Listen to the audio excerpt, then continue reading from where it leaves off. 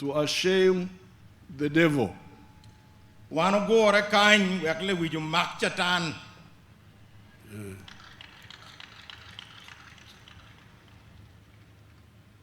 The devil who was operating in people like Idi Amin. En chatan maono tiu kidano chala min gini.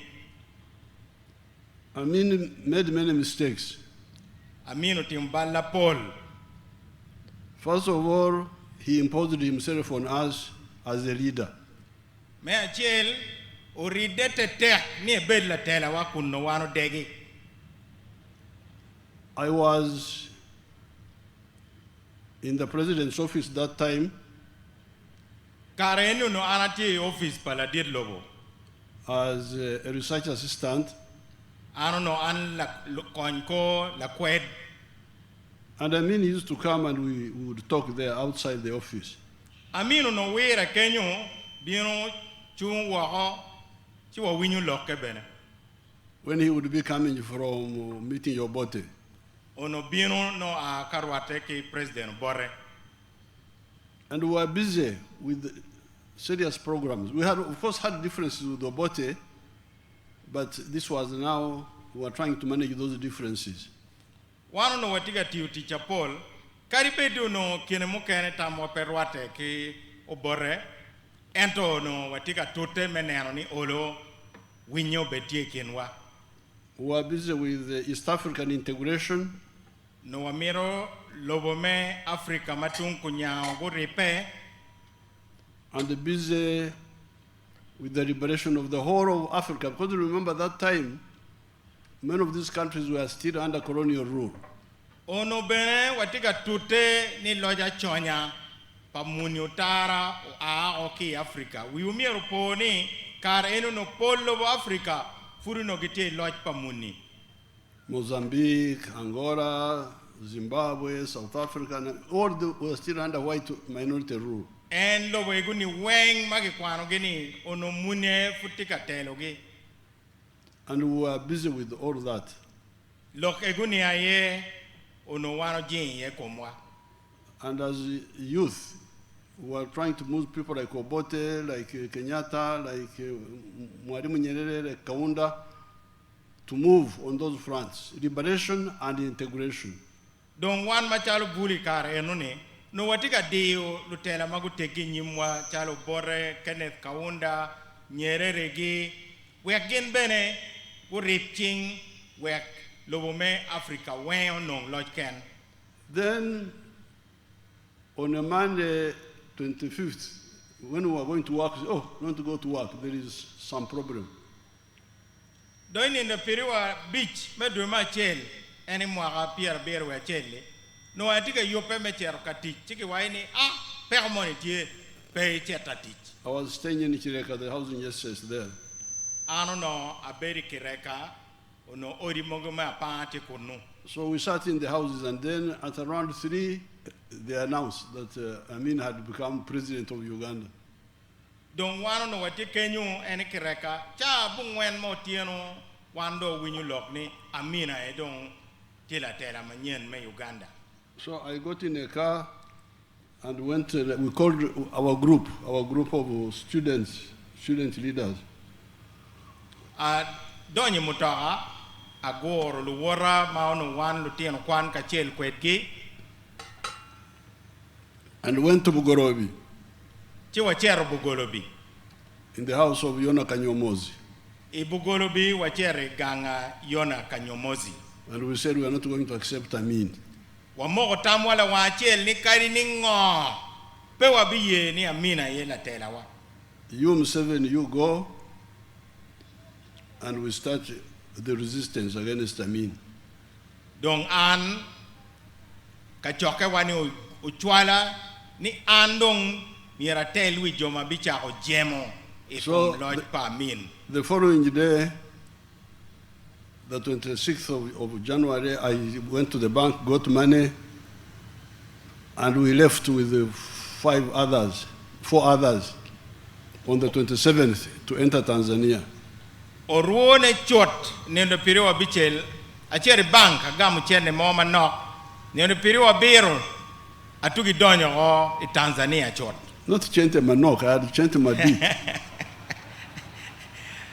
La diro wachini e gawo chende madit.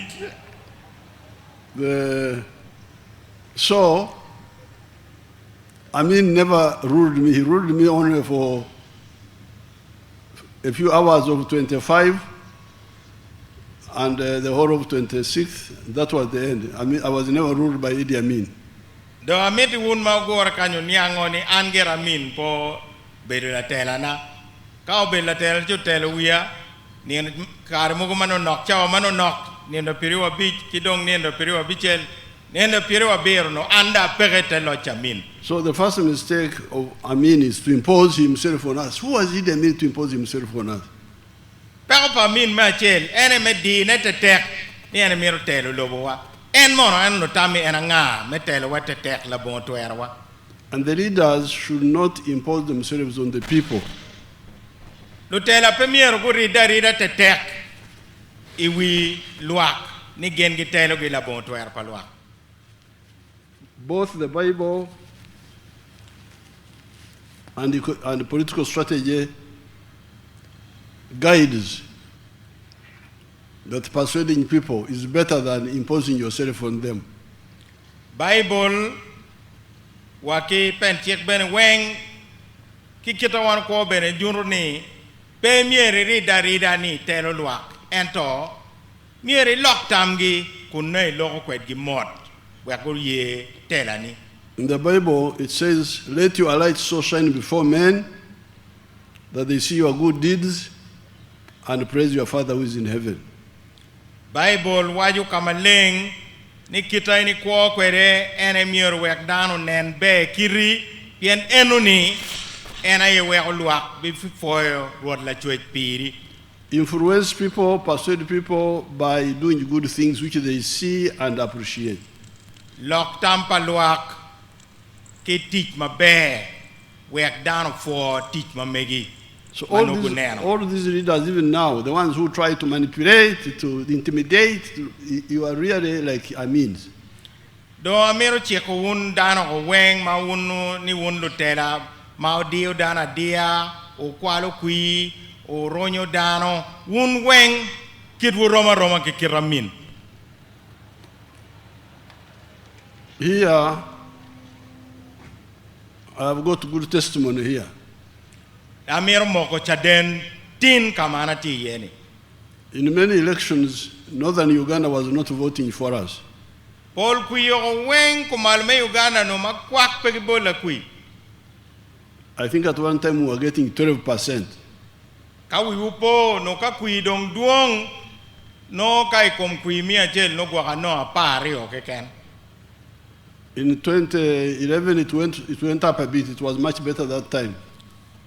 Mwagali bario kapara chel kuina olo mede manona. But NRM continued working for northern Uganda, whether they voted for us or they didn't vote for us. Ento one machalo NRM pe waberu nyap wa mede ke teach piluak me komalme Uganda. Kari bedu no pegi boli wakui. March tie. Winyo eno electricity. So we brought electricity all the way from Lira up to here. Wakubu mach me wakilira o wakany kama wano tiye. Because when the NRM electricity was ending in Lira. Karema wano bini lodge o no maj electricity giko lira. Whether the people voted for us or they didn't, no, you take the electricity.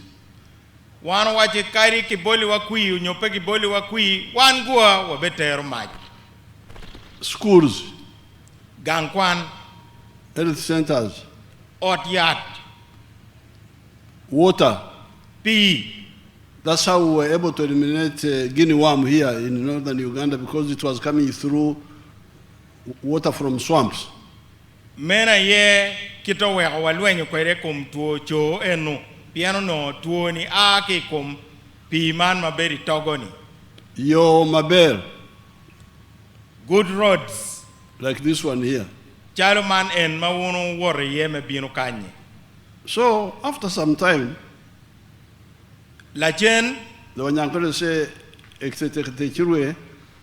Mboka Hungumkaru. I had told you that imagery where somebody threw dried meat at a dog, and the dog ran away thinking that it is a stone.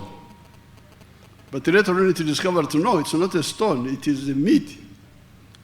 Donc kita wano beda tero kwere jami kari bedu no pegi bolu wa kui ero wano beda tim jema bejo menu pore ki charo lok mati bot banyankode ni la cho mo yamo bayo riu tuo bot gwok yuayo ngweju no tami gwok la gweng kadong la chendo po ni karo ne tiga riu.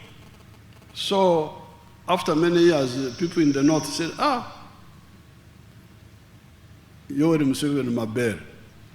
Inge mwaka mapol jome kumalo Uganda me Uganda dongu pola chen ni kara Yoweri Museveni dano maber. NRM maber. Gupola chen ni NRM kara be. Apoyo Rock me northern Uganda for queer maber this time. Thank you so much.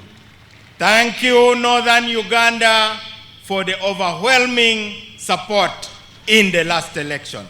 And this was through persuasion, not through imposition. Mano time pien wano beru kalok kilwak mem kumalo me Uganda mot ento pewa dio luaka dia. So this was the mistake, mistake number one of Idi Amin. Ride ni en la tela paluak la bon tuer paluak ena yo beru balpa min na machel. The second mistake is to use killing. Pero pa min Mario ena ye nek. We have fought many wars, as you know. Walwenyu mapol kita wununge ukwere. But we despise killing of people, assassinations. Ento wano chayo negalany. If we want to fight, we fight. We fight, and if we kill or we are killed, it is in battle, not killing people. Kawa mogo tamwa me lweny, chiwa lwenya, no lwenye kome. I dog lweny, mano in ngan ma lwenye komini, in benetika lweny kwedwa. Ento pewa negalany. I have told you some time ago, I have mentioned that one time some of our fighters wanted to assassinate Oito Jok in Nairo Mansion. Yamchon anabi wachuni, lulweny mogo mabotwa, onogo yobo lok meneko Oyiro Jok in Nairo Mansion, makumberi don kilwoni serena ni. Because they were saying, they were even calling it Operation Chichwa. Operation Chichwa. Onogilwoni Operation Tedowich. That if you kill Oito Jok, you will have beheaded UPC. O ni kai nego Oyiro Jok, noi ingolo ngut UPC yo. I rejected it. Akwero la juaj yup enuni. I cannot find a man in his home and kill him and I say I'm a fighter. Anpa romo lipe mod meno ngari mo gire ode cha tugi nego neo cha wachi ni an la lwen. Nek makumeno nyimo ine pere. I think I was assisted also by Christianity, but maybe also by tradition. Atamu ni ye na machala Kristayo bene okonya ento bene tekwar wa bene pe ye la kodineka noni. Banyankore regard separate attack as cowardice. Wan nyankole lokman me lipu la wera libani kai temo no waneni ni inin la luoro. Even when you are going to fight somebody and you approach him and he's looking the other way. Kai o bod ngari mo mai miro lweni kome ma eno loko wiero. Without seeing you. Kapo neni. You don't throw the spear. Pei bayo tongi kome. You first clear your throat. Oloke yo odwani manok kito winyo ni. Wego loke. And he turns. Kado loke. And you say, I've come to cut your mother something. You insult him. Chide bino de wache leb maraj kumeno ni en abino don ka keme ke komeni ni. And you start fighting. Chidong lwen chake. No ka yero wek en beno don kiniga. And if he doesn't have a stick, you throw him one. Kachi nono. Karu do mo tika ngere kenyi bane wek en beno lwen kichi nono. But killing people like this one here. nek kita ki nego kwede janani luom enini. Cowardice. Meno la luora yetemo. Even if you are fighting for a just cause, Kadi ginetika luen pirani. which I mean was not. Kuna minu no lapine mo pe tien lok me luenyani no pere. You must have just aims, but also clean methods of struggle, including fighting. Miere bed ki tien luen, bedok kiti luenyu kwede, miere bed mano nyuruni in la tek twin. But I'm glad we avenged the death of all these people. Ia yom ni wachulu ko pajana ni luomge ki jomo kene weng ma minu nerogi yo me alai. Not only Ruum, Benichiwanuka, all those people who have been killed by those criminals. Wachulu ko pajana ni luom Benedicto Kiwanuka ki jomo kene weng ma ki nerogi kita ki nero ko jana ni luome. They thought they would succeed, but I'm glad we took part in making sure that they failed. Lonero no gutamoni gibe chobo mirige. So Ento wano di uchwinywa wajoro gero. we are now here celebrating his sacrifice. Tindong wano tika kwero diere pajana ni luom.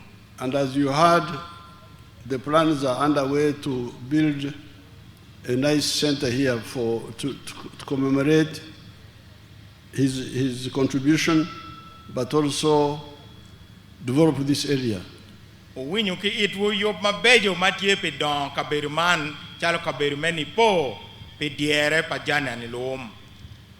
And as you heard the minister telling you, they are doing their master plan. Once it is ready, they will tell us the cost, and we start. We start in any way possible.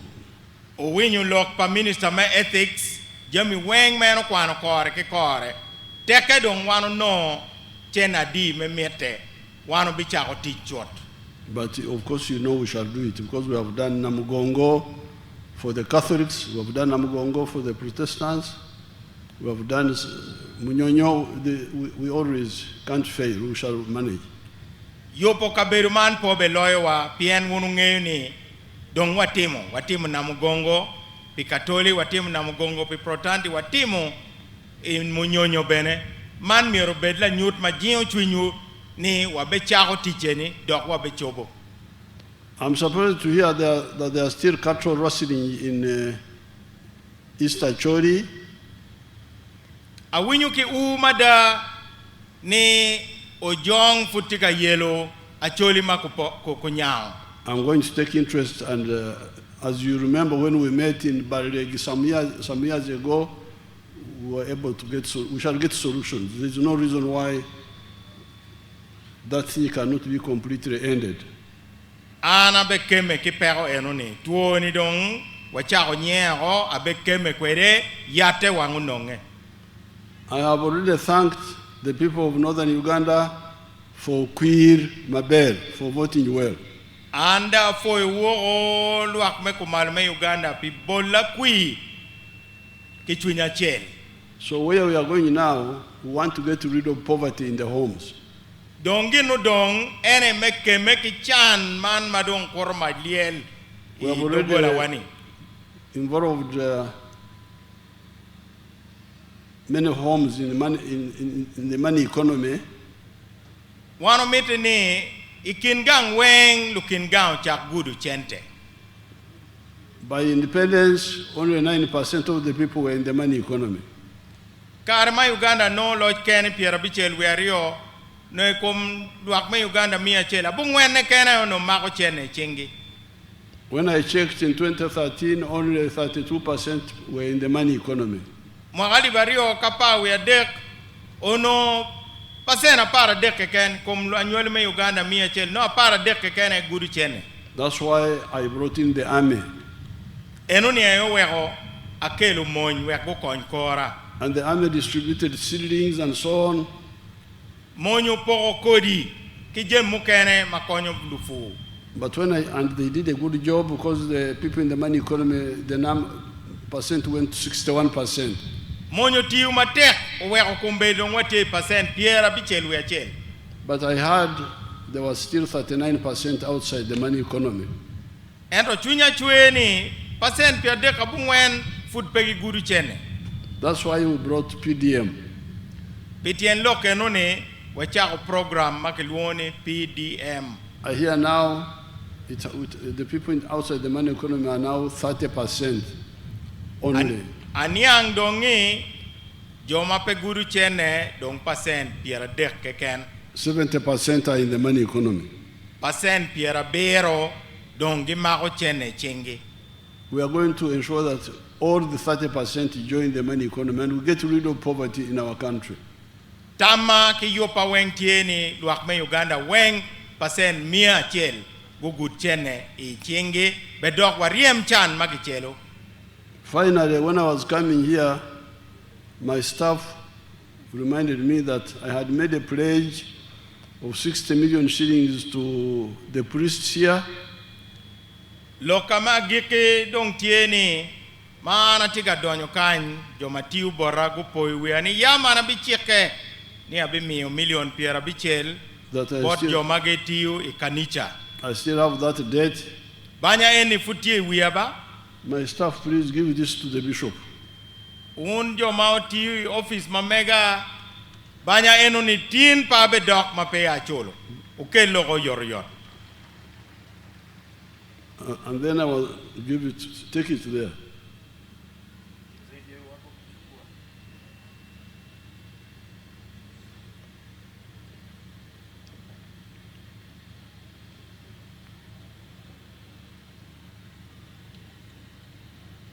And when we were coming, Mama and myself had some apoyos for the church.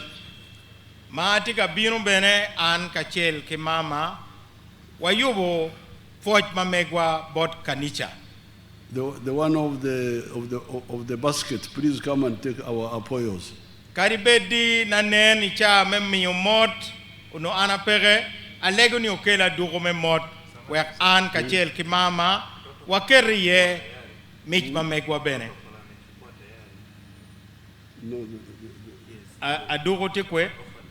Oh, they said the protocol has already taken the money. Very good. Very good. So that leaves me with only one banya. That Man olodong ogonya o ki banya chel. That there was a pledge of 2 trucks. Abi cheke bene ni abi mio lori ario. I don't know to whom.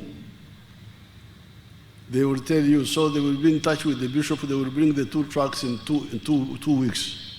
Amiro cheke kani mapia chabira rio karo ni chake tin no lori rio ni o kany dong wonwa bishop kitara ena ye kibike mekweri wek lori ubini chi.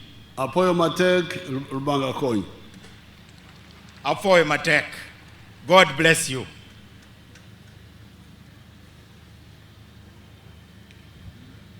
Thank you so much, Your Excellency, the President of the Republic of Uganda. Your Excellency,